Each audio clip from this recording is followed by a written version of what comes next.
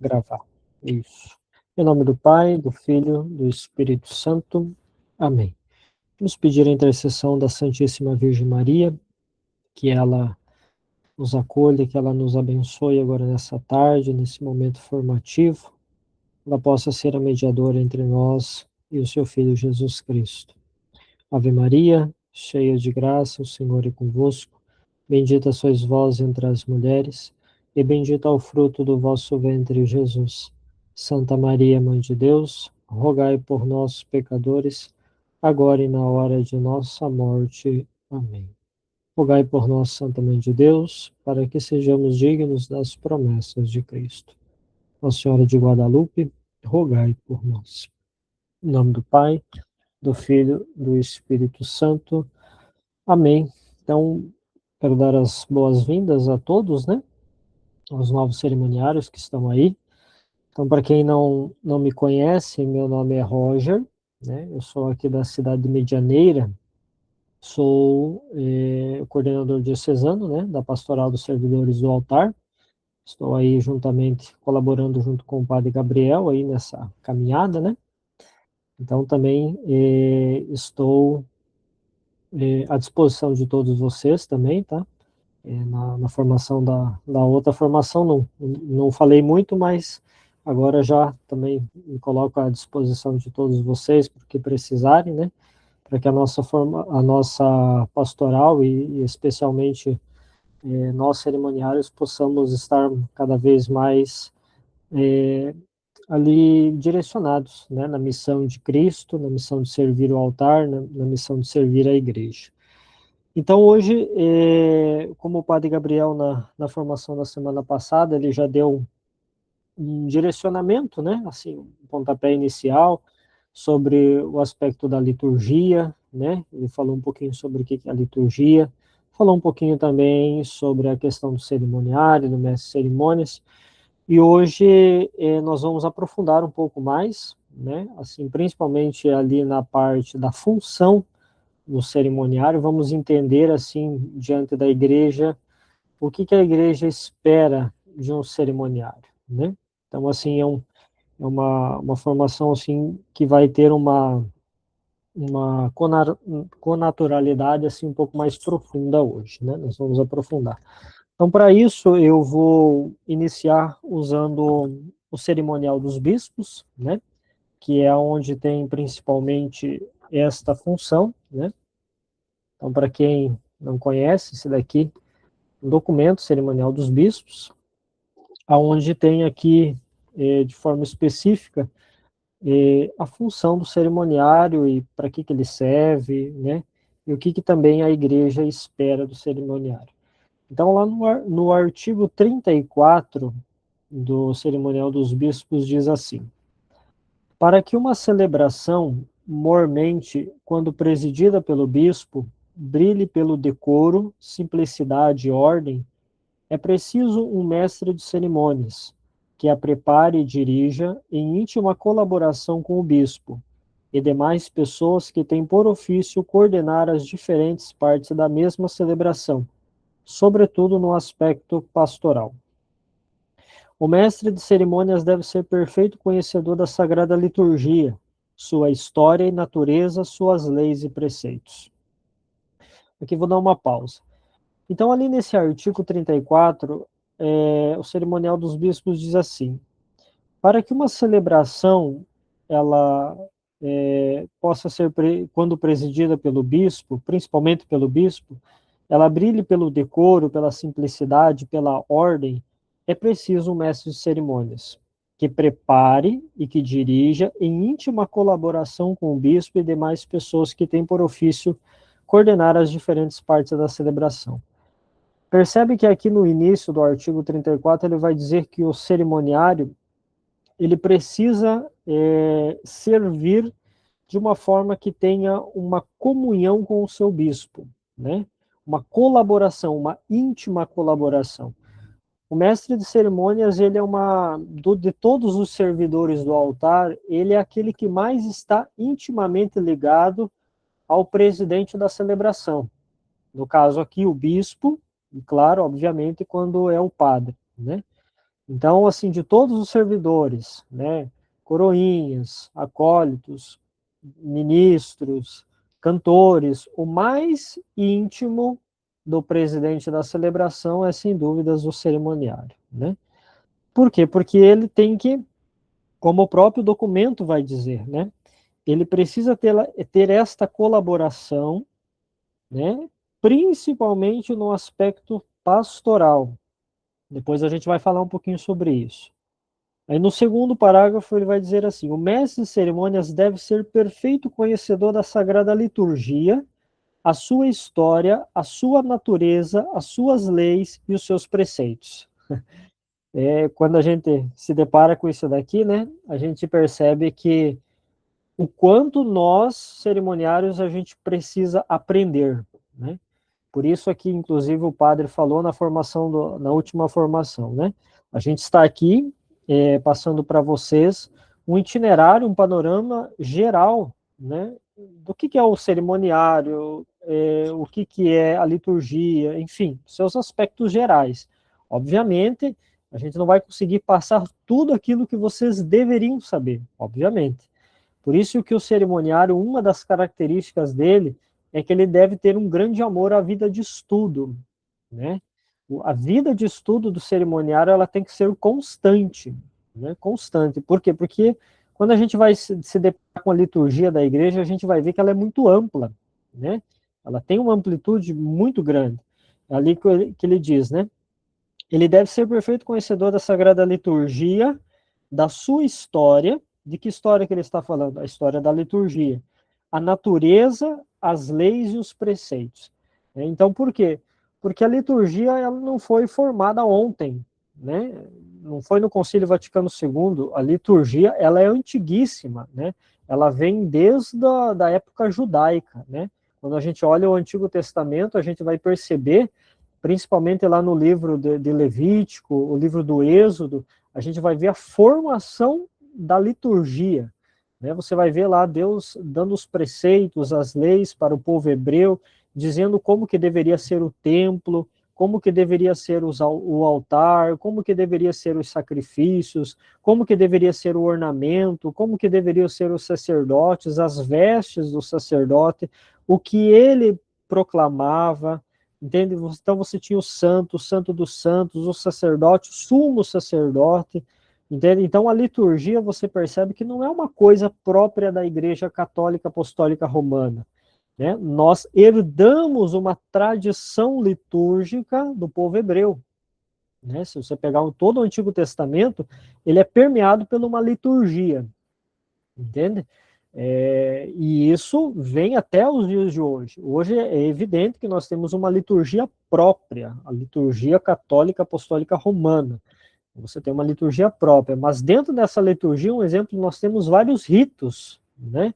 Dentro da liturgia católica, nós temos vários ritos. Nós temos o rito ucraniano, você tem o rito bizantino, você tem rito malankar, né? Você tem, eu não vou me lembrar agora de cabeça o número de ritos, se eu não me engano, são 20 e poucos ritos que tem, se não me falha a memória.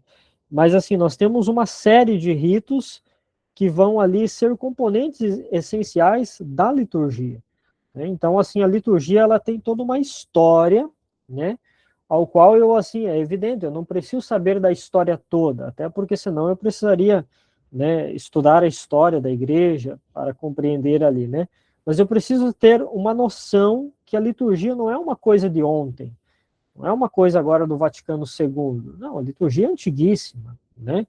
E a liturgia é o cerne da nossa espiritualidade cristã, né? Então, por isso que o mestre de cerimônias ele deve conhecer a liturgia na sua história, a sua natureza, ou seja, como ela funciona, as suas leis e os seus preceitos. Toda a liturgia ela é permeada por leis e preceitos. Até inclusive na formação passada a gente falou lá um pouco sobre as rubricas, né? Então você tem o missal, ele escrito em preto e vermelho. E vermelho está indicando para você como que as coisas devem ser feitas. Então, o mestre de cerimônia ele deve se preocupar muito, principalmente com o que está em vermelho ali, né? Porque é ali que é a diretriz, ou seja, é o preceito, é a forma como aquilo deve se desenvolver. Né? O padre também, quando ele abre o missal, O missal ali está dizendo para ele o que ele deve falar, que momento ele deve falar, que ação ele deve fazer em determinadas circunstâncias. Se é uma missa de Natal, se é uma missa do tempo pascal, se é um tríduo pascal, né? Um exemplo agora, nós tivemos agora há poucos dias o tríduo pascal, carregado de símbolos, carregado de preceitos, né? Ali onde o padre ele faz de um jeito, faz de outro, ele precisa fazer dessa forma, tem que ser dessa forma, tem que entrar na igreja em determinado momento, tem que fazer determinadas coisas. Então, quando a gente se depara com essas coisas, esses detalhes em relação à liturgia, a gente percebe que ela é muito ampla, né? E o mestre de cerimônia ele precisa ter assim uma certa um certo conhecimento geral dos aspectos da liturgia, né? Como que ela se desenrola e o que eu preciso saber, né? Principalmente isso. Então, ele deve ser perfeito conhecedor da Sagrada Liturgia, da sua história, da sua natureza, das suas leis e dos seus preceitos.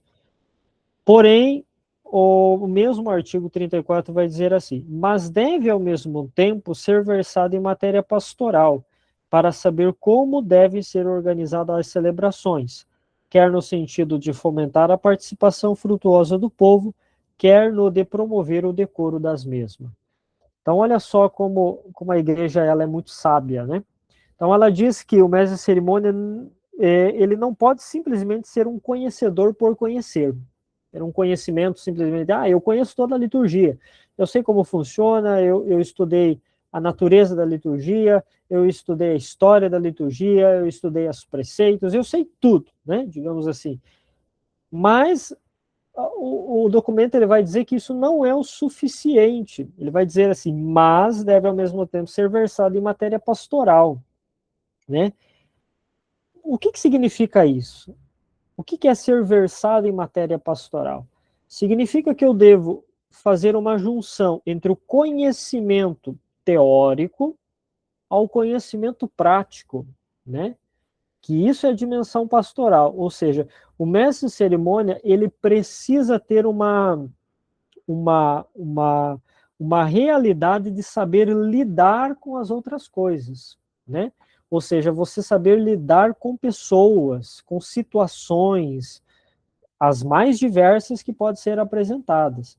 Então, a dimensão pastoral, ela tem uma comunhão com o conhecimento teórico. É importante? É, mas eu preciso ter a relação pastoral, porque ele vai dizer assim, para saber como devem ser organizadas as celebrações, no sentido de fomentar a participação do povo e no sentido também de promover o decoro das mesmas. Então, você precisa do conhecimento para você dar ordem às coisas, tá? Para você organizar as coisas. O mestre de cerimônia é ele que organiza a cerimônia. Né? É ele que vai lá e conversa com a equipe de canto, é ele que conversa com os ministros, é ele que conversa com o padre, é ele que precisa organizar com antecipação em um sacramento determinado, em um rito de ordenação, enfim, né? Ele precisa ter esse conhecimento, mas também ele precisa ter o senso pastoral. Como que eu vou, perante a minha função, como que eu vou desenvolver ela dentro da minha paróquia, junto com o meu padre, né? Por isso que o quê? A gente tem que estar em perfeita comunhão com o nosso padre e em perfeita comunhão com o nosso bispo. Isso é muito importante, né? Então, ali, por isso, daí ele vai continuar dizendo, procure que se observe as leis das celebrações sagradas de acordo com o seu verdadeiro espírito, bem como as legítimas tradições da igreja particular que forem de utilidade pastoral, né? Então, assim, o cerimoniário, ele tem que ter o conhecimento para saber como que ele vai lidar com aquilo que é sagrado, né? Porque tudo aquilo que a gente vai lidar dentro da igreja são aspectos sagrados, né? Então, assim, não é como se eu estivesse lá no meu trabalho, na minha casa, ali fazendo aquilo que eu gosto. Não, ali eu estou lidando com algo que é sagrado. Então, eu preciso ter essa visão também que eu não estou ali, que a igreja é um lugar ao qual exige de mim um comportamento diferente. A dimensão pastoral é isso, é você saber se comportar com a função que você tem, né? Então, você perceba que só o conhecimento das coisas, dos aspectos litúrgicos, não é suficiente. Eu preciso também aprender a lidar com as circunstâncias que elas são apresentadas diante de mim, né?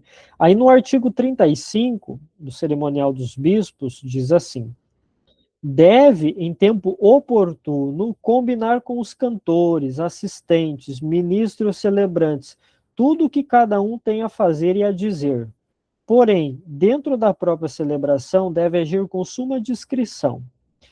Olha aqui no artigo 35 ele diz, né, uma das funções do cerimoniário, deve, em tempo oportuno, combinar com os cantores, assistentes, ministros celebrantes, tudo o que cada um tem a fazer e a dizer, né?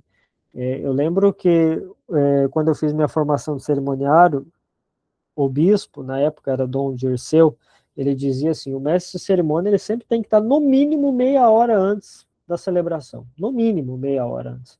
Por quê? Porque você precisa fazer tudo isso daqui, entende? Você precisa chegar, né? Um exemplo, a liturgia já tem que estar aí preparada de casa, né? Você tem que saber qual que é o tempo litúrgico, que semana que é hoje, é tempo comum, é tempo pascal, tudo isso você já tem que saber, obviamente. Você vai chegar na igreja, você tem que ir lá preparar o missal. A gente vai aprender como que prepara o missal, como prepara uma missa lá para, né, para o padre celebrar. Então, assim, eu preciso lá preparar o missal. Eu preciso ir lá ver os servidores, passar as funções, né? Quando tem coordenador, o coordenador consegue fazer isso, né? Ah, é uma missa de caráter solene. Ah, vai ter turíbulo, então tem que ter servidores para o turíbulo. Você tem que ir lá com a equipe de canto. O que vocês vão cantar hoje? Vocês vão cantar o Glória? Vai ter algum momento que não vai ser cantado, vai ser só rezado, para o padre saber, né? Tipo assim, ó, você tem que falar. Você tem que dizer assim, ó, a equipe de canto não vai cantar o canto do Glória, vai ser rezado. Então o padre, ele precisa saber disso, né? Para não chegar na hora, dar aquele, né? Aquele entreveiro lá no presbitério. Então, o mestre de cerimônia, ele trabalha nesse aspecto comunicativo. Então, ele precisa conversar com os ministros, com os cantores, com os membros da liturgia, quem vai fazer a primeira leitura, quem vai fazer salmo, quem vai fazer a segunda leitura, vai ter algum sacramento, vai ter batizado, que hora que vai ser feito o batizado, vai ser durante a missa, vai ser depois da missa, né? Hoje vai ter, os diáconos vão estar presentes, vão auxiliar o padre, como que vai ser? Então, tudo isso, o mestre de cerimônia, ele precisa estar antenado. E quando a gente fala aqui, quando o documento diz assim, combinar com os cantores, assistentes, ministros, celebrantes, tudo isso é o quê? É conversar com pessoas, né? Por isso que a dimensão pastoral entra aqui. Você saber conversar com as pessoas, né? Isso a gente tem que tomar muito cuidado, porque, né, às vezes a pessoa acha, eu sou mestre de cerimônia, então sou eu que organizo tudo, então todo mundo tem que me obedecer. Não é assim que funciona, né? A gente tem que trabalhar no sentido pastoral, a gente tem que saber lidar com as pessoas, conversar, ser educado, né? A educação aqui é um ponto principal, tratar as pessoas com respeito, tratar os ministros com respeito, tratar os cantores com respeito, tratar o padre com respeito. Ah, não saiu do jeito que tinha que sair, mesmo assim eu não posso deixar de respeitar as pessoas porque não saiu do jeito que deveria sair, né? Então, isso é o que? O trabalho pastoral, a dimensão pastoral. Eu ter visão, conhecimento, mas não deixar que o conhecimento passe por cima de coisas que são primordiais, né, no nosso comportamento. Então, tem que cuidar. Então, no mesmo artigo 35, ele diz, porém, dentro da própria celebração, o cerimoniário deve agir com muita discrição. Não fale sem necessidade, não ocupe o lugar dos diáconos ou dos assistentes, pondo-se ao lado do celebrante. Tudo numa palavra, execute com piedade, paciência e diligência, né? Esse ponto aqui é muito importante para nós. Vamos lá, parte por parte. Dentro da própria celebração, deve agir com suma discrição, né? Essa é a virtude número 1 do cerimoniário. Agir com discrição, né? Sabe o que é discrição? É aquela pessoa discreta que faz as coisas sem chamar atenção. Por quê? Porque aonde que nós vamos estar? Nós vamos estar lá no presbitério, juntamente com o celebrante. O presbitério é um lugar que todo mundo enxerga. Você já imaginou o mestre de cerimônia? Ele usa lá a túnica preta e sobrepeliz branca. Todo mundo vê ele lá em cima, né? Ele é o único ser diferente do presbitério é o cerimoniário. Daí o cerimoniário não ter discrição lá em cima, começar a falar alto, começar a acenar com a mão, começar a andar para um lado e para o outro, desnorteado lá em cima, todo mundo vai ver aquilo. Você vai perturbar o momento celebrativo, e isso não é legal, isso não é bom, entende? Então, assim, o cerimoniário ele tem que ser uma pessoa muito calma, né? Uma pessoa muito tranquila, uma pessoa assim que tem essa discrição, né? Ele vai dizer aqui, ó, deve agir com suma discrição, não fale sem necessidade, né? Nada de ficar de conversa lá no presbitério, né? Ficar de assuntos paralelos, ficar conversando com isso, com aquele lá, entende? Nada de conversas desnecessárias, né? Não ocupe o lugar do diácono ou dos assistentes, né? A gente sabe que as cadeiras laterais do lado do padre são a cadeira dos diáconos, dos assistentes. Nós ficamos mais para trás, geralmente, tá? Pondo-se ao lado do celebrante, tudo numa palavra, execute com piedade, paciência e diligência, né? Então, aqui mais 3 virtudes. Então, a primeira é o quê? A discrição. A segunda, a piedade. O que é uma pessoa piedosa? Né? É uma pessoa que tende, né? A pessoa piedosa é aquela que tende à vida espiritual. Por quê? Porque além de eu estar servindo, eu estou dentro de uma missa, né? A gente precisa muito cuidar disso para não tratar a função de cerimoniário e simplesmente ali eu estar naquela missa só porque eu estou na minha escala, só para servir. Não, eu estou ali porque também eu preciso ali fazer o meu momento de piedade para com Deus. Né? Preciso ter o meu momento próprio para com Deus. Meu momento de devoção, meu momento de piedade, meu momento de sacrifício, meu momento de oração. Né? Então, tem de sim um caráter de seriedade, isso é muito importante. Então, a segunda virtude, a piedade. A terceira virtude, a paciência, né? Então, assim, nós precisamos ter muita paciência, como eu falei antes, no âmbito pastoral. A gente está lidando com pessoas, né? E lidar com pessoas não é uma coisa muito simples, muito fácil. Então, muitas vezes você tem que ter paciência com aquele ministro, com aquele coroinha, com aquele coordenador, né? Às vezes paciência até com você mesmo. Talvez acordou, né, foi para a missa, não estava muito bem, tem que ter paciência, né? Então, a terceira virtude do cerimoniário, paciência. E a quarta virtude é o que? Ter diligência, né? Ou seja, você ter ali uma ordem racional e uma ordem espiritual, ser uma pessoa diligente, né? Então, assim, ter uma certa ordem, uma reta ordem no seu agir, né? Que o seu agir não seja um agir desordenado, mas que seja um agir ordenado, né? Seguindo uma reta ordem. Então, eu preciso, assim, dentro dessas 4 virtudes do cerimoniário, procurar praticar muito elas, né? Principalmente quando eu estou atuando, principalmente quando eu estou lá no presbitério. Então, preciso observar que eu sou responsável por organizar tudo, porém, eu tenho que trabalhar de forma virtuosa. Né? O que é virtude? Virtude é um hábito de praticar aquilo que é correto, um hábito de praticar o bem. Então, eu preciso, dentro da minha função, cuidar para que eu não fuja das virtudes ao qual são exigidas. Tá? Aí, depois ele vai falar da veste, né? Que aqui no caso nós da diocese vestimos a túnica preta sobre peliz branca com renda, né?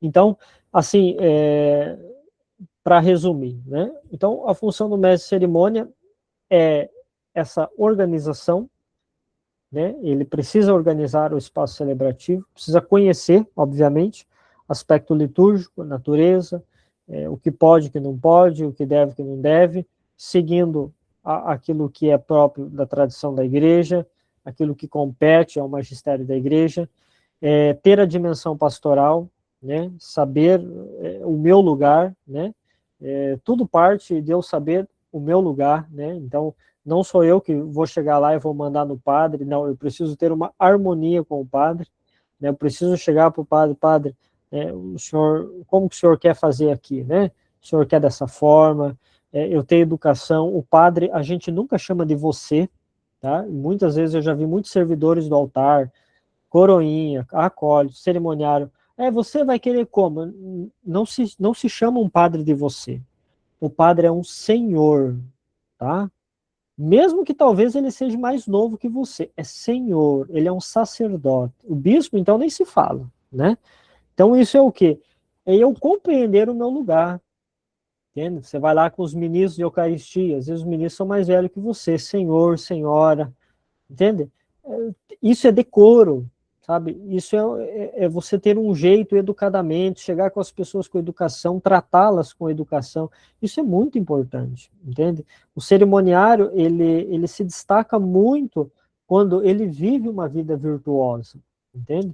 Então a gente precisa, assim, porque quando a gente, um exemplo, quando a gente é mal educado com alguém, ou até mesmo às vezes com o padre, a gente não age com respeito, a gente está manchando não somente a cada um de nós, eu estou manchando a igreja, eu sou um servidor da igreja, eu sou um servidor do altar, eu estou servindo a Jesus Cristo, né? Então, assim, o meu servir, ele tem que desembocar o quê? Numa conduta reta, entende? Por isso que aqui, nessa segunda formação, eu quero dar bastante ênfase a isso, a nossa conduta, o nosso jeito de ser, né? Por quê? Porque Cristo, na medida que ele entra em minha vida, ele precisa mudar a minha vida, não é verdade? Né? Eu espero que todos concordem com isso. À medida que Deus vai entrando em minha vida, eu preciso ser uma pessoa melhor. E o que me faz ser semelhante a Cristo, né? Inclusive tem uma frase de São João Crisóstomo que ele diz assim: o homem virtuoso, quando o homem pratica a virtude, aí que ele se torna imagem e semelhança de Deus.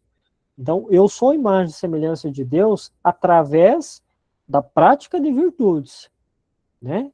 Não é por aquilo que eu faço. Lembra da passagem do Evangelho que Jesus fala assim, né? Que os discípulos dizem: eu preguei em teu nome, expulsei demônios, eu fiz cura, fiz milagre. Você chegar no céu e Deus falar assim: eu não te conheço, né? Você já imaginou você dizer: eu fui cerimoniário anos, fui ministro, fui catequista, fui isso, fui aquilo, e você chegar no céu, eu não te conheço, né? Imagina a frustração, né? Por quê? Porque Deus, ele não promete o céu para aquele que faz alguma coisa, mas para aquele que é, né? Ou seja, a vida virtuosa. Então, por isso que eu quero deixar, assim, de uma forma, assim, bem explícita mesmo, a conduta do cerimoniário, as suas virtudes, aquilo que de fato vai me fazer um servidor do altar. Eu estou ali, né, por causa da pessoa de Cristo, eu estou ali por causa da igreja, eu estou ali por causa da salvação das almas, e eu estou ali para agregar naquele momento celebrativo, na liturgia, para que aquele momento fique mais belo ainda do que ele é, entende? Porque quando você vai numa liturgia bem organizada, não é bonito? Você não vê tudo separadinho, os ministros, a liturgia, né, aquela procissão de entrada maravilhosa, todos os servidores alinhados, sabe? Você vê aquele cerimoniário que tem discrição, não é aquela pessoa afobada, não é aquela pessoa tensa. Aquela celebração, ela fica de uma forma harmoniosa, entende? E tudo isso vai passar por quem? Por nós. Nós podemos fazer uma celebração de harmonia, mas podemos também fazer uma celebração tensa, né? Carregada, porque o cerimoniário fica tenso, todo mundo fica tenso. Os ministros ficam tensos, os coroinhas ficam tensos, o padre fica tenso, entende? Por isso que nós temos que ser, né, o equilíbrio, né? Então nós ali temos uma responsabilidade muito grande de ser pessoas bem equilibradas naquele momento para fazer uma celebração quanto mais bela, por quê? Porque Jesus merece. Jesus merece uma celebração bem feita, bem trabalhada. Ok? Alguma dúvida até aqui? Eu esqueci de falar, quando vocês tiverem alguma dúvida, alguma pergunta que eu saiba responder, eu vou responder com muita alegria, tá? Então, se alguém tiver alguma coisa, pode dizer, pode levantar a mão aí que eu abro para perguntas também, tá? Então, ali, a gente falou sobre, eu comentei ali sobre o cerimonial dos bispos, né, sobre essa função, assim, de início ali do mestre de cerimônia, falamos sobre a conduta do cerimoniário, falamos sobre as virtudes, que são coisas, assim, que sempre, de tempos em tempos, na formação, a gente vai retomar isso, tá? Por quê? Porque isso é muito importante, tá? E daí o padre, na formação passada, ele tratou alguns documentos que a gente precisa ter o conhecimento, porque vocês viram aqui no cerimonial dos bispos, né? O cerimoniário precisa ser um perfeito conhecedor da liturgia. A gente apontou alguns documentos na última formação, o Sacrosanto Concílio, inclusive a gente vai falar sobre ele agora, a Instrução Geral do Missal Romano, o próprio Missal, os lecionários dominical, semanal e santoral, né? Ano A, ano B, ano C, os rituais de sacramento, né, que a gente também precisa, vai dar uma pincelada neles, principalmente o sacramento do crisma, que é onde a gente atua também bastante, né, juntamente com o bispo ali. Então, na medida das formações, a gente vai falar, obviamente, de todos esses documentos, mas é importante que, na medida que você for conseguindo, ter esses documentos para você fazer a sua leitura também, para você aprofundar. Como eu disse, nós aqui na formação somos limitados, né? A formação dura uma hora e meia, a gente não consegue passar tudo que precisa ser passado, né? Mas a gente precisa, né? Uma das características do cerimoniário, como eu falei antes, é ser uma pessoa de estudo, né? Por exemplo, se eu parar na vida de estudo, não funciona. Um exemplo, eu sou cerimoniário, já vai fazer acho que 10 anos, eu acho, né? Todo mês você tem que estar revendo. Um exemplo, nós tivemos agora a nova edição do Missal. Você tem que fazer todo um novo estudo, né? Não mudou, assim, coisas grandiosas, mas mudou coisas que é importante e eu preciso saber, né? Então, assim, por isso que a gente, um exemplo para quem está chegando agora, é mais tranquilo. Você já vai pegar um Missal novo, como ele é, né? Mas agora quem é mais antigo já teve que lidar com o Missal antigo e agora tem que lidar com o Missal novo. Você tem que rever algumas partes e tudo mais. Então, a liturgia, ela tem essa necessidade da gente também conhecê-la. Eu vou tratar agora sobre o documento Sacrosanto Concilium, que é o proêmio do Sacrosanto Concílio, que a gente vai falar agora de uma dimensão da liturgia não somente teórica, uma dimensão sobrenatural da liturgia, que é de muita importância também, nós sabemos. Então, lá no proêmio do Sacrosanto Concílio vai dizer assim: a liturgia, pela qual, especialmente no sacrifício eucarístico, se opera o fruto da nossa redenção, contribui em sumo grau para que os fiéis exprimam na vida e manifestem aos outros o mistério de Cristo e a autêntica natureza da verdadeira igreja, que é simultaneamente humana e divina, visível e dotada de elementos invisíveis, empenhada na ação e dada à contemplação, presente no mundo e todavia peregrina, mas de forma que o que nela é humano se deve ordenar e subordinar ao divino, o visível ao invisível, a ação à contemplação e o presente à cidade futura que buscamos. Eu queria agora uma atenção muito especial de vocês para isso daqui. Por quê? Porque às vezes a gente pode cometer um equívoco de achar que a liturgia é simplesmente um conjunto de leis e regras e ritos de uma forma assim genérica e de uma forma superficial, né? Porque você vai perceber que os ritos eles vão se repetir. Oração Eucarística 2, a 1, a 3, a 4, a 5, as missas em partes, elas são praticamente iguais, né? E isso muitas vezes a gente pode cair num certo ativismo litúrgico, né?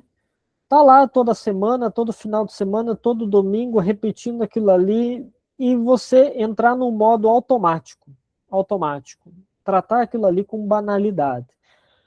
E o documento Sacrosanto Concílio, ele vai fazer que eu saia disso. Então, vou repetir. Ele diz assim: a igreja é simultaneamente humana e divina. Entende? Então, nós temos a igreja como instituição humana, porém ela é divina. Então, um exemplo, você vai na igreja, né, quando a gente tiver lá as aulas práticas, a gente vai explicar o que é um presbitério. Né? Lá no presbitério a gente vai explicar. Então, nós temos a igreja, digamos, física, tá ali o elemento físico. Né? Você tem o presbitério, o altar, o ambão, tudo mais, você tem a nave da igreja, você tem os bancos, enfim, você tem o espaço, o templo. Só que a igreja não é só aquilo ali, não é só o templo. Ela é simultaneamente humana e divina, né? Até porque nós cremos em três espécies ali da igreja: a igreja terrena, que somos nós, a igreja padecente, que é o purgatório, e a igreja celestial, que é a Jerusalém Celeste, que é a igreja eterna, que é o céu, né? Então, ali, por isso que o Sacrosanto Concílio vai dizer para nós: ela é humana, mas ela é divina também. Ela é visível e dotada de elementos invisíveis. Isso daqui isso aqui é maravilhoso. Um exemplo assim, quando você vê lá o incenso entrando, né?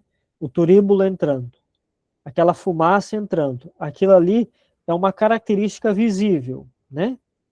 O incenso vai entrando, depois o padre começa a incensar em volta do altar. Incenso padroeiro. Depois nas oferendas, incensas oferendas. Então são características visíveis, ou seja, eu enxergo, mas é dotada de elementos invisíveis. Um exemplo, a fumaça do incenso significa a oração do povo que sobe até Deus. Entende? Então, a dimensão visível é o quê? A fumaça, o turíbulo, sendo incensando ali. O que é característica invisível? As nossas orações que sobem até Deus. Entende? Então, tem a realidade visível, mas que me leva a elementos invisíveis. Um outro exemplo de elementos também visíveis e invisíveis.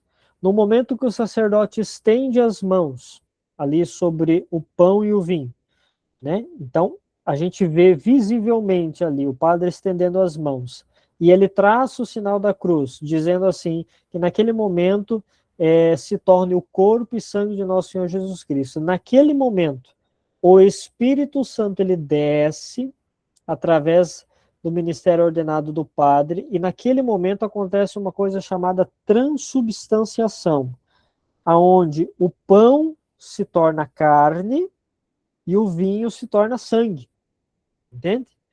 É dotada de um caráter visível, mas de elementos invisíveis. Você não vê a transubstanciação acontecendo, mas ela acontece pela característica invisível dela, porque a igreja é humana, mas é divina também. Então, assim, o padre estendeu as mãos, você não vê, mas o Espírito Santo ele vem e ali acontece a transubstanciação, né? Transubstância, né? Se mistura a substância. Ali se torna ali o corpo, alma e divindade do nosso Senhor Jesus Cristo. Por isso que naquele momento a gente está ajoelhado e toca-se os sinos. E quando é missa solene, incensa. Porque a partir daquele momento não é mais pão, não é mais vinho, é corpo e sangue, dotada de elementos invisíveis. Por isso que a partir do momento da consagração, quando a gente precisar passar diante do altar, de um lado para o outro, eu não posso mais simplesmente fazer uma reverência de cabeça, né? Que geralmente a gente faz reverência de cabeça para o altar. Quando naquele momento acontece a transubstanciação, ou você deve ajoelhar-se, joelho direito no chão, a gente vai explicar isso na formação prática, ou fazer inclinação profunda, que é dobrar toda a coluna. Por quê? Porque naquele momento ali Jesus está presente no altar, entendendo? Tem uma diferença. Enquanto não acontece transubstanciação, se faz reverência de cabeça. Após o momento da consagração, é reverência ou é genuflexão, joelho direito no chão, ou é inclinação profunda. Porque naquele momento, o quê? Está Jesus ali. Entendeu? Por quê? Porque aconteceu esse momento. Então ela é dotada, ela tem esse caráter visível, mas é dotada de elementos invisíveis, coisas que a gente não enxerga, porque é próprio da liturgia. A liturgia não é só aquilo que eu enxergo, mas é aquilo que eu também não enxergo, né? Daí ele continua dizendo assim: empenhada na ação e dada à contemplação. Olha só, né? Sempre o documento está nos levando a ver a liturgia num aspecto sobrenatural. Então, existe a ação litúrgica, que são os ritos que o padre faz. Mas é o que? É dada a contemplação. Então, eu olho para aquele rito e não olho somente um rito, mas eu contemplo o rito.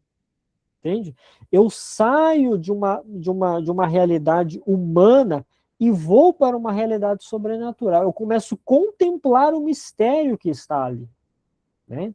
Então, assim, por isso que eu, conhecendo a liturgia, eu preciso me aprofundar nela. Aristóteles diz, né, que podemos ter dois tipos de conhecimento: o conhecimento teórico e o conhecimento prático. O teórico é só a teoria. Você entra pelo ouvido, né, e sai pelo outro. O conhecimento prático é quando eu deixo o conhecimento me transformar. Entende? Esse é o conhecimento o mais perfeito que existe. O conhecimento prático é quando eu conheço algo e aquilo me transforma. Eu conheço a liturgia, mas a liturgia me transforma. Uma transformação de dentro para fora. Então eu olho a ação, o rito, mas eu contemplo o rito. Né? Um exemplo agora no Tríduo Pascal, né? Um dos momentos assim que eu acho mais brilhantes na vigília pascal.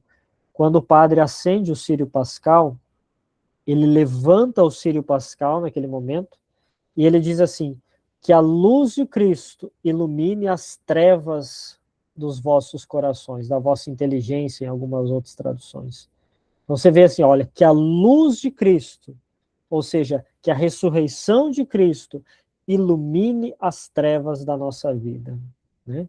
Isso é fantástico. Só que o que tem que acontecer? Eu preciso ter a dimensão contemplativa do momento, porque senão eu vou só enxergar um rito. Eu só vou enxergar ali o círio bonito, grande, os cravos entrando, e eu não consigo contemplar, eu não consigo ir além daquilo que os meus olhos estão enxergando. Vocês conseguiram me entender? O que é uma ação que me leva a uma contemplação? Então é isso. Eu vejo as ações acontecendo, eu vejo o rito acontecendo, mas eu não fico só no rito. Eu quero contemplar o rito, entende? Eu quero aprofundar no rito. Eu quero ali deixar que o rito mexa comigo, me transforme. Por exemplo, na Sexta-feira Santa, quando a cruz entra, né? E o padre ali vai despindo, né? Aquele pano roxo e dizendo, né? Eis o lenho da cruz, do qual pendeu a salvação do mundo, né? Então, naquele momento do beijo da cruz, você vê ali o madeiro, a cruz, mas você contempla Jesus que morreu por mim para me salvar. Entende? Eu não tinha mérito nenhum, eu pequei, eu errei, mas ele morreu para me salvar. Isso é o que? É você não olhar só o rito, mas é deixar-se inebriar pelo rito. Entende? A ação que leva à contemplação. Depois ele diz, presente no mundo e todavia peregrina. Entende? É aquilo que a gente reza em toda a oração eucarística, né? A igreja é presente no mundo, ou seja, ela tem o espaço físico dela, o templo, mas ela é peregrina, ou seja, porque isso daqui é uma passagem, você entende? Nós estamos aqui, nós não pertencemos a este mundo, nós estamos aqui de passagem, então a igreja pertence, está no mundo, é presente no mundo, não é que pertence, ela é presente no mundo, porém ela é peregrina, entende? Por quê? Porque é uma passagem. Nós ansiamos o quê? Pela igreja celestial, pela vida eterna, entende? Mas o sacrifício da Santa Missa é a antecipação do céu, né? Tem um santo que diz, se não me engano, São João Maria Vianney, mas tem um outro santo também que fala que todas as vezes que a gente vai na missa, o rito da Santa Missa, o sacrifício da Santa Missa, é uma antecipação daquilo que a gente vai viver eternamente no céu, entende? Então eu olho para a igreja, ela está presente no mundo, mas todavia ela é o que? Peregrina. Mas de forma que o que nela é humano se deve ordenar e subordinar ao divino. Olha só que interessante isso, né? Às vezes a gente está na igreja, a gente percebe, né, quantos erros. Ah, aquele padre, aquele bispo, aquele fulano, aquele ciclano, aquele ministro, aquele cerimoniário, mas olha só o que a igreja diz, né? O que nela é humano se deve subordinar ao divino. Então nós temos que entender que a igreja, ela é santa e pecadora, vai dizer a oração eucarística, né? Ela é santa e pecadora. É santa por quê? Porque quem é o fundador dela é santo, é Cristo. Cristo é a pedra. Jesus falou, sobre essa pedra edificarei minha igreja, as portas do inferno não vão prevalecer sobre ela. Tudo que tu ligares, de autoridade a Pedro, que é o primeiro Papa, tudo que tu ligares na terra é ligado no céu, tudo que tu desligares da terra é desligado do céu. A igreja ela tem uma autoridade que é divina, entende? Você tem pessoas que administram, né? Que é o clero, né? Que são as pessoas ali. Então, o humano, ele se subordina, de uma certa forma, àquilo que é divino. Ele fica subordinado ao divino. Porque Cristo é a cabeça da igreja. E nós somos os membros, somos subordinados à cabeça da igreja. Por isso que a igreja é santa. Por isso que a igreja nunca vai cair. Isso é um dogma da nossa fé. A igreja prevalecerá até o fim dos tempos. Existe muita gente que fala, porque a igreja católica está acabando, porque está ruindo. Mentira. Não está ruindo. E nunca vai acabar. Porque o fundador dela é Cristo. É Cristo. Entende? Nós precisamos entender e reafirmar isso. Toda vez que uma pessoa chegar para você, a igreja vai acabar, você tem que dizer, não vai acabar, filho. Não vai acabar, porque Cristo fundou a igreja. E ela vai até o final. Entende? Então, é isso aqui que o documento está dizendo. E o que nela é humano se deve subordinar ao divino. O visível deve se subordinar ao invisível. A ação se subordina à contemplação. O presente se subordina à cidade futura que buscamos. Então, você percebe que tudo aquilo que é tanto visível, como de ação, como de rito, se subordina a tudo aquilo que é sobrenatural. Entende? Olha só que extremamente profundo, só o proêmio desse documento. Isso aqui é só o início do documento, é o proêmio do documento. Olha quanta riqueza que nós temos, que nós extraímos aqui, entende?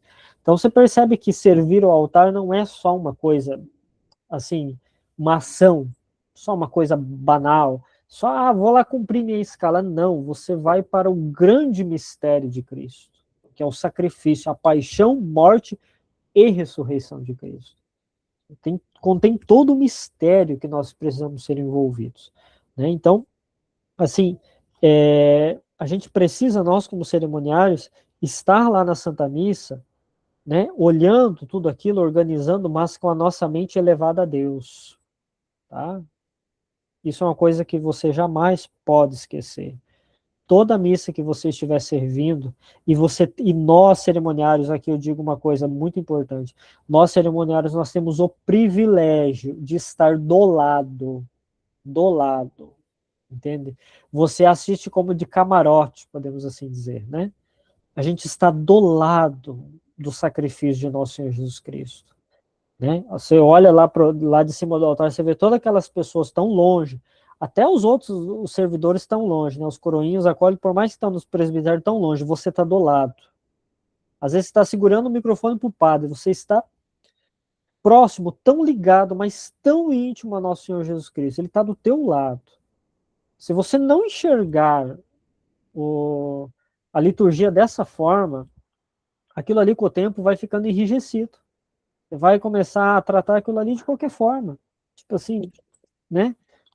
Não fui na escala, não fui nem na igreja. Você começa a tratar com banalidade aquilo. Se torna algo assim, o rito pelo rito, o fazer pelo fazer, o dever pelo dever, e não pode ser assim. Nós temos um privilégio grande e a gente precisa aproveitar. Continuando no artigo 8 do Sacrosanto Concílio, diz assim: Pela liturgia da terra participamos, saboreando-a já na liturgia celeste, celebrada na cidade santa de Jerusalém, para a qual, como peregrinos, nos dirigimos e onde Cristo está sentado à direita de Deus, ministro do santuário e do verdadeiro tabernáculo. Então, olha só, pela liturgia da terra, participamos, saboreando já na liturgia celeste celebrada na cidade santa. Olha só que esplêndido isso, né? Então, na liturgia da terra, ou seja, no momento que estamos na Santa Missa, já estamos saboreando a liturgia celeste celebrada na cidade santa de Jerusalém. Entende? É justamente isso que estávamos falando. Tem um monge que diz assim, que no momento do ato celebrativo, no momento da Santa Missa, principalmente no momento da transubstanciação, ele vai dizer assim que naquele momento a terra ela sobe e o céu desce e ambos os dois se encontram, né? Porque é uma união da igreja da terra com a igreja do céu. Entende? Isso é uma coisa que a gente não vê, mas é uma coisa que acontece. Né? É uma união. Então, por isso que, pela liturgia da terra, a gente já participa, já saboreando a liturgia celeste. Aí no artigo 10 diz assim, contudo, a liturgia é simultaneamente a meta para a qual se encaminha a ação da igreja e a fonte de onde proclama toda a sua força. Olha só, a liturgia é simultaneamente a meta para a qual se encaminha a ação da igreja e a fonte de onde promana toda a sua força. Ou seja, a liturgia é a centralidade da fé católica. Centralidade. Você pode fazer qualquer coisa, mas, por exemplo, você não foi na missa, não participou da liturgia, você não participou da principal ação que te encaminha à vida eterna. Entende? Por isso que ele diz, a liturgia é simultaneamente a meta para a qual se encaminha a ação da igreja e a fonte da onde promana toda a sua força. Da onde que vem a força da igreja? Do sacrifício da Santa Missa. É ali aonde, porque como que nós temos Jesus Eucarístico? Através da Santa Missa. Entendeu? Então é ali que da onde vem toda a força. Na verdade, o trabalho apostólico ordena-se a conseguir que todos os que tornaram filhos de Deus pela fé e pelo batismo se reúnam em assembleia para louvar a Deus no meio da igreja, participem do sacrifício e comam a ceia do Senhor. Então, para assegurar esta eficácia plena, é necessário, porém, que os fiéis celebrem a liturgia com retidão de espírito, unam a sua mente as palavras que pronunciam, coopere com a graça de Deus, não aconteça de a receberem em vão. Então, o proêmio do Sacrosanto Concílio termina assim: para assegurar a eficácia plena, é necessário, porém, que os fiéis celebrem a liturgia com retidão de espírito. Perceba que não é só externo, retidão de espírito. Unam a mente as palavras que pronunciam. Você já percebeu que a Santa Missa, já agora no rito novo, né, pós-conciliar, nós temos momentos onde a gente responde algumas orações que a gente precisa responder. Então aqui a liturgia está dizendo, o Sacrosanto diz assim, que a gente precisa unir a nossa mente às palavras que a gente está pronunciando. Entende? Precisa unir a mente, ou seja, a razão, aquilo que eu estou falando. Ou seja, as minhas palavras na Santa Missa não podem ser palavras vazias, somente de rito. Elas precisam ter uma correlação com a mente. Ou seja, você precisa, de uma certa forma, aceitar e entender algumas coisas que podem ser entendidas, outras não. Mas você precisa aceitar e racionalizar também aquilo que compete a vida no espírito. Entende? Por isso que a liturgia, ela precisa que o meu espírito esteja inclinado à vida sobrenatural, né? Que é a vida de devoção, que é a vida de piedade, né? Por quê? Porque senão fica palavras vazias, né? Eu respondo, eu até rezo, eu respondo as respostas ali, mas aquilo fica só de palavra. Não, a mente precisa concordar com aquilo que tu fala. Entende? Isso é muito importante, você ter essa união de espírito. Porque senão, como eu falei, repito de novo, fica só o dever pelo dever, a ação pela ação, o rito pelo rito, entende? Então você não tem vida aquele negócio. Você vai, você celebra, você participa, mas sem vida, sem a vida no espírito. Então o cerimoniário, ele precisa... Só vou ligar aqui a fonte da bateria. Então o cerimoniário, ele precisa ter muito essa dimensão sobrenatural e espiritual da Santa Missa. Entende? E eu já digo isso agora, logo, já na segunda formação, para que a gente, assim, não veja a função do cerimoniário simplesmente como mais uma função da igreja, entende? Tem as suas partes significativas externas, obviamente, tem muita coisa aqui que a gente precisa aprender, sim, mas eu gostaria, assim, que de todo o corpo da nossa formação que vamos ter, se você ficar com isso aqui já é muito importante, entende? Porque fazer as coisas certas, aprender rito, isso qualquer pessoa pode fazer. Qualquer pessoa pode fazer. Entende? Qualquer pessoa pode ali decorar um rito, decorar a missa. Com o tempo, a prática, você vai perceber que você vai fazer tudo. Entende? Você vai saber como que funciona uma missa de ordenação, uma missa de batismo, uma missa de crisma. Você vai saber o que é uma missa solene. Você vai saber com o tempo. Agora, isso aqui você não aprende só nos livros. Isso daqui exige uma vivência espiritual. Entende? Exige uma inclinação a Deus. Entende? E é uma coisa que o cerimoniário tem que ter. Um exemplo, esse tipo de formação a gente não dá para acólito e para coroinha porque eles são muito novos, ainda eles não têm assim uma certa... Não que eles não tenham capacidade, não é isso.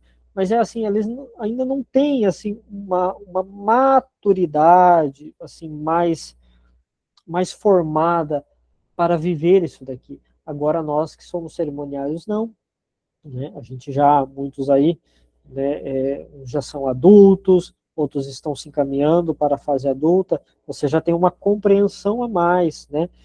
Não é como um coroinha acólito que às vezes vai lá só por status, né? Vai lá porque geralmente a gente tem, os acólitos brigam por função, né? Quando tem turíbulo, meu Deus do céu, eles chegam 1 hora antes da missa, eles vão lá, me põem no turíbulo, né? E eu já presenciei muita coisa, tem acólito que já trocou até sorvete por cargo. Acontece, são adolescentes, são crianças, a gente entende isso, tá ali, e assim, e Deus se aproveita disso, Deus se utiliza dessa boa vontade deles, né, para estar ali.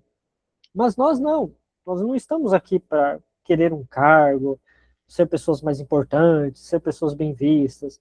Eu acredito que não seja essa a sua finalidade do curso, né, porque se for, você está no lugar errado, né. Sua finalidade não é essa, você quer melhor servir a Deus, você quer amar mais, você quer se aproximar mais, e é esse o lugar do cerimoniário mais íntimo. A gente viu lá no cerimonial dos bispos, o lugar do cerimoniário é ter essa intimidade ali com o presidente da celebração, que obviamente você vai estar mais íntimo de Deus, obviamente, você vai estar mais perto, você vai presenciar. Um exemplo, nós estamos aqui estudando coisas que são extremamente profundas, né? Coisas que talvez um ministro de Eucaristia não sabe, um acólito não sabe, um agente, às vezes, de liturgia não sabe. Nós estamos tendo a graça de conhecer. E quanto mais conhecemos as coisas de Deus, mais amamos. Né? Santo Agostinho diz que ninguém consegue amar aquilo que não conhece. Então, quanto mais eu conheço a Deus, mais eu o amo, entende? Mais eu desejo amar. Então, assim, já encerrando, né, a finalidade dessa formação é o quê? É conduzir você para que você conheça mais a Jesus, e conhecendo mais a Jesus, você o ame mais, contemple mais. Né? O meu desejo como coordenador diocesano é fazer que você, na Santa Missa que você está servindo, que você possa ter uma experiência mais profunda com Jesus. Não somente você ser um cerimoniário, né, simplesmente servir. Tudo isso é bom também, Mas o meu desejo, não só o meu desejo, mas o desejo da igreja para nós cerimoniários é isso, é fazer que a gente conheça mais a Jesus. Conhecendo mais a Jesus, eu amar mais a Jesus, eu amar estar ali no presbitério, eu amar estar ali servindo aquela missa, entende? Eu não vou naquela missa simplesmente porque estou na escala, né? E encerrando aqui, um ponto, por que disso? Porque assim, quando você não está na escala, por exemplo, está lá, final de semana você não tem escala nenhuma. Quando você tem isso daqui no teu coração, você vai na missa mesmo você não tendo escala. Entende?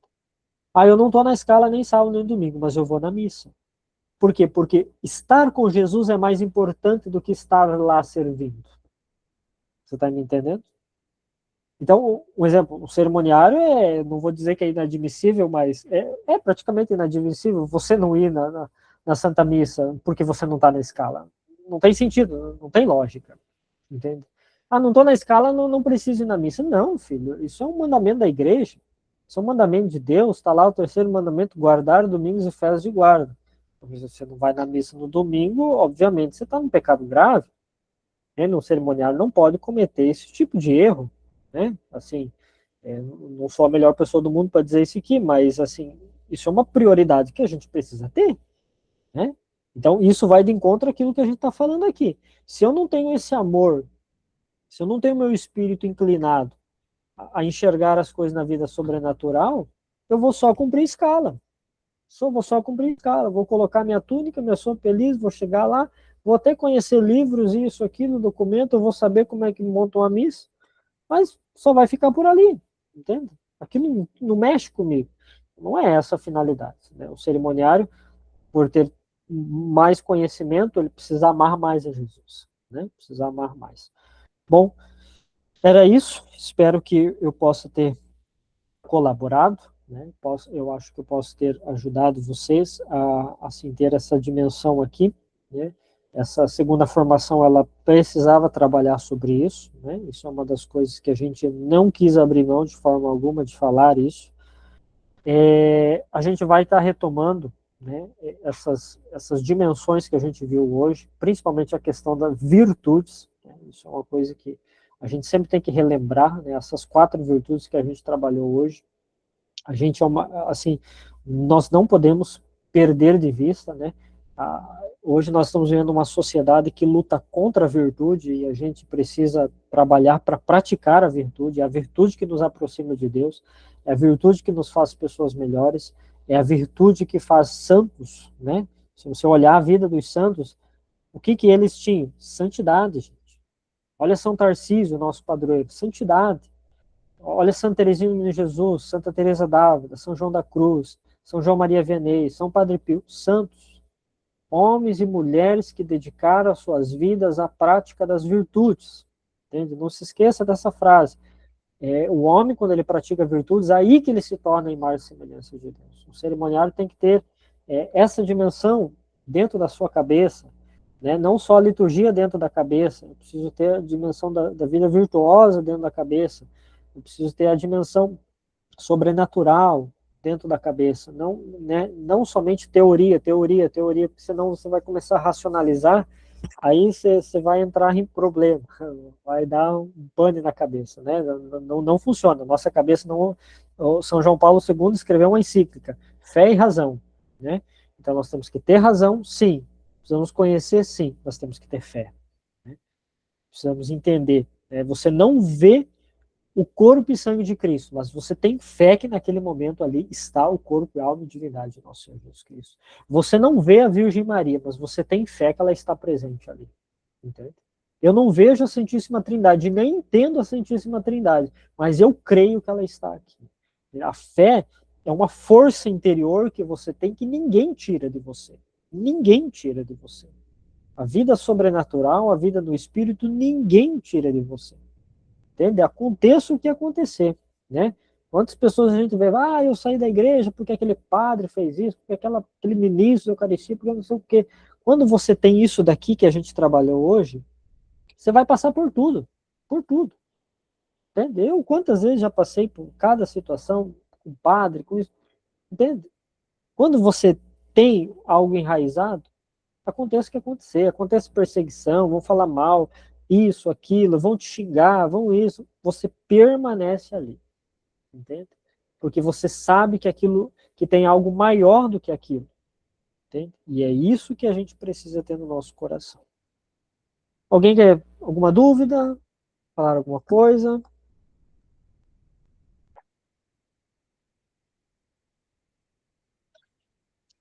Tudo certo, então?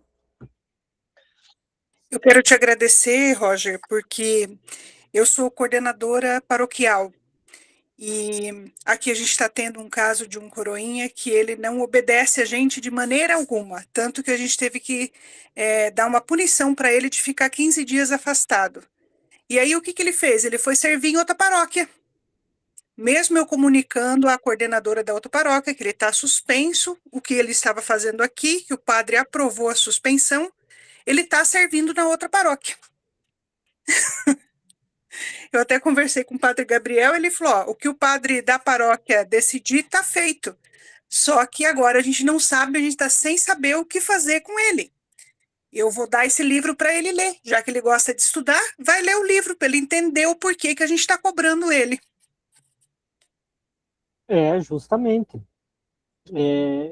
Ainda mais assim quando são menores, né, eles têm uma grande dificuldade de compreender, né? Obviamente a falta de obediência ela vem de casa, infelizmente, né, querendo ou não, assim, a gente compreende que a questão da obediência, assim, ela vem de berço, né, a pessoa que tem dificuldade de obedecer aos pais, consequentemente vai ter dificuldade de obedecer a qualquer tipo de autoridade, né.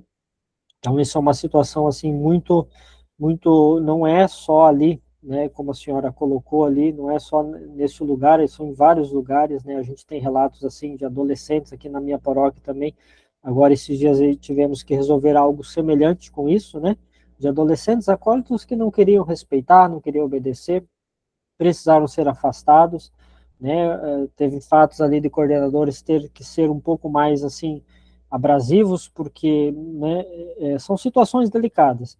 Mas a gente, quando a gente vai investigando, a gente vai percebendo que isso vem de berço, né? Porque assim os pais eles precisam, querendo ou não, os pais. A conversa com o pai foi. Eu fiquei mais decepcionada da conversa com o pai do que a conversa com a criança. Olha aí, é isso aí, entende? Então, não adianta. Dificuldade com autoridade, com obediência, é casa, é paz, né? É paz. Isso daí é uma coisa que não sou eu que estou dizendo. Isso é uma coisa é, que já foi definida, entende? O problema, quando uma pessoa tem problema com obediência, é porque possivelmente 99% ela teve problema com os pais. Né? E os pais muitas vezes não cobram esse tipo de coisa. Né? Então, um exemplo assim, se ele não obedece pai e mãe, que dirá a senhora que é coordenador? Né? Quem que é a senhora? Quem que sou eu para um adolescente que não tem envergadura de obediência com os pais? Né? Por isso que aqui hoje nós estamos falando sobre essa questão da via comportamental do cerimoniário. Né? Então, assim, já existem realidades aí na diocese de afastamento de cerimoniários por não saber lidar com obediência. Entende? Ah lá, o padre é a suprema autoridade, o cerimoniário não quer obedecer ao padre, vai fazer o quê? Né? Você tem que afastar, porque não tem, isso é o mínimo.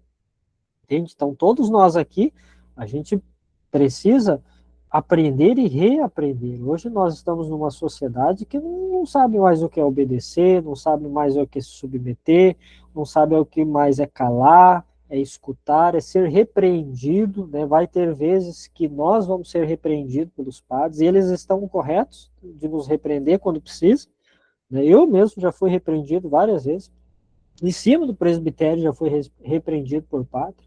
Amém. Estava errado. Amém, aleluia. Né? Eu preciso reconhecer, preciso ter humildade. Ó, errei, falhei, perdão, desculpa. Né? Ali, estraguei com aquele momento, né? Mas eu não posso deixar que aquela correção fique me vitimizando, né? Ah, meu Deus do céu, porque aquele padre me xingou, eu nunca mais piso o pé na igreja. Não, né? A correção ela foi feita para fazer a gente melhorar, né? Os nossos pais, quando eles nos corrigem, é porque eles querem o nosso mal? Não, eles querem o nosso bem. Por isso que ele nos corrige. Né? E a gente precisa, sim, ser homens e mulheres fortes, tá? Eu peço para vocês, sejam fortes. O padre corrigiu, o bispo corrigiu, seja forte, seja firme, né? Lembre que toda correção é para o nosso bem, né? Ah, talvez exagerou um pouco, tudo bem, todo mundo exagera um pouco, às vezes vai corrigir, né, passa um pouco dos limites, mas a gente tem capacidade para relevar algumas coisas e continuar na caminhada, né? Nós temos que lembrar daquilo que está além, né? Então, por isso que esses casos acontecem, quando são criança e adolescente é um pouco mais complicado, porque daí você já tem que abordar os pais, e como a senhora ali falou, Sandra, né? Já é mais difícil, porque daí você vai conversar com o pai, você já está vendo onde que está o problema do filho. Não é o filho, é o pai. É o pai e a mãe ali, que não estão alinhados, obviamente os filhos, né, vão ficar assim nessa situação. Então são situações assim que são um pouco mais delicadas de lidar. Né? Quando é cerimoniário é um pouco mais fácil, porque já é adulto, tem geralmente maior de 18 anos, né? Então já é responsável pelas suas próprias atitudes, pelos seus próprios atos, aí a conversa é diferente. Né? Ou você se corrige, pede perdão, se emenda, volta de novo, ou senão, uma, duas, três vezes, precisa ser cortado. Não tem o que fazer. Então, são coisas, por isso que a gente aprende skid primeiro. Por isso que a gente colocou skid primeiro. Porque se eu não souber isso aqui, o restante não vai adiantar nada. Né? Então, a partir disso daqui, a gente colhe muitos frutos. Então, a gente precisa, sim, de uma... nós sermos também sal da terra e luz do mundo. Dar testemunho, né, assim, de uma vida autêntica com Cristo. Né? Você não vai ser conhecido simplesmente como o cerimoniário e tal. Você vai ser conhecido como um homem de fé, como uma mulher de fé. Um homem honrado. Olha, lá vai o Gabriel. Nossa, o Gabriel é, nossa, um santo homem. Um menino, assim, muito bom, educado, assim, assim, assim, sabe? Ah, lá vai o Flávio, a Vanessa, a Alessandra. Entende? Você não é conhecido simplesmente porque você é cerimoniário, mas por aquilo que de fato você é, a conduta que você tem, a prática de virtude que você é, a educação que você tem. Né? Então, assim, isso é uma coisa que vale muito, muito mesmo. Né? Então, assim, eu particularmente aprecio muito isso, porque vejo que isso tem um grau de importância de santidade. Né? Então, tudo isso daqui é porque a igreja ela trabalha e envolve muito o que? A santidade. Né? Todos os santos, eles têm a mesma linha de pensamento. E por isso que foram santos. Por isso que estão lá no altar hoje. Porque viveram uma vida de entrega a Deus verdadeiramente e uma vida, uma doação, principalmente na prática dos virtudes. Então é isso aí, gente. Né? Que Deus abençoe cada um de vocês aí. Tenham um ótimo final de semana aí, tá? Vamos fazer uma oração para a gente. Queria falar, Flávio? Tá aí. Rapidinho, desculpa, Roger. Pessoal, só para complementar ali, quem não assinou a lista de chamada, por favor, assinou é o jeito de falar, né? Costume, entregue a idade de falar dessa forma. Mas quem não preencheu, por favor, vá lá preencher. Tem 38, 37 pessoas que preencheram, e a gente aqui na formação estamos em 53, tirando eu e o Roger, praticamente, que, né? Não assinamos ali, certeza. Então, tem pelo menos quase umas 20 pessoas que ainda não foram lá e preencheram, tá? A Giovana peraí que eu tenho que lembrar o nome.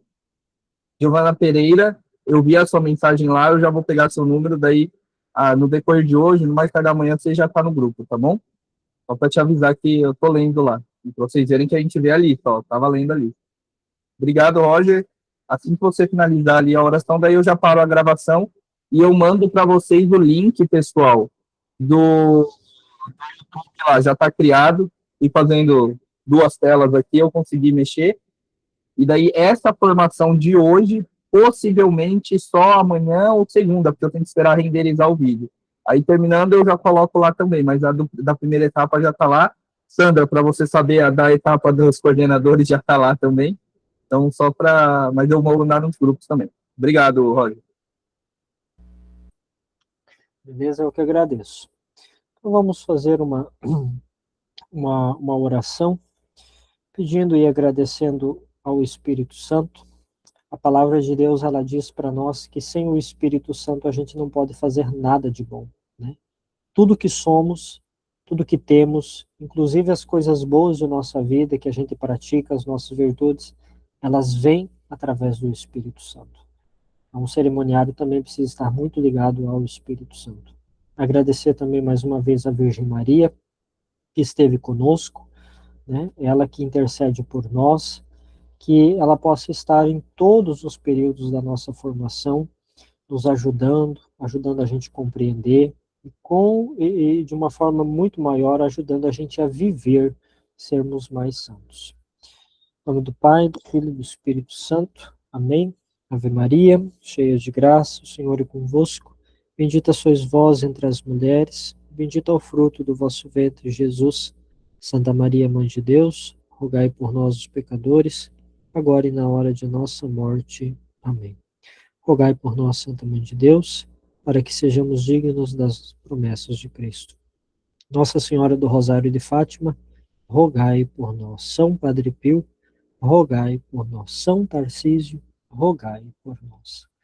Que Deus Todo-Poderoso nos abençoe, meu Pai, Filho e Espírito Santo.